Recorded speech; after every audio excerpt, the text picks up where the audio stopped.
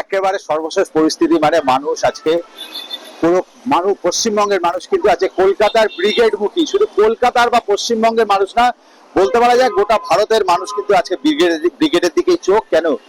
বিগত বছরে কিন্তু আমরা দেখিনি যে বিজেপি সরকার, এই প্রথম পশ্চিমবঙ্গের বুকে বিজেপি সরকার।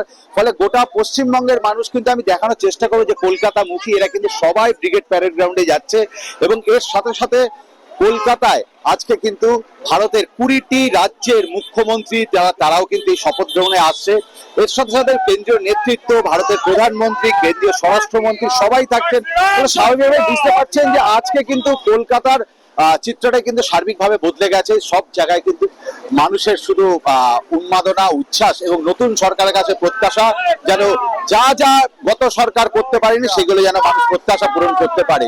আর এর জন্য পশ্চিমবঙ্গে কিন্তু আজ কলকাতায় প্রায় 2.5 লক্ষ কেন্দ্রীয় বাহিনীকে মোতায়েন করা হয়েছে, এত ভিআইপি, ভিভিআইপি এবং সাধারণ মানুষকে যাতে রক্ষা করা যায়।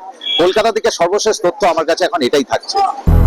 200-র বেশি সার্ভিস ও ফিচারে লেনদেনের সব বিকাশ অ্যাপে সম্ভব।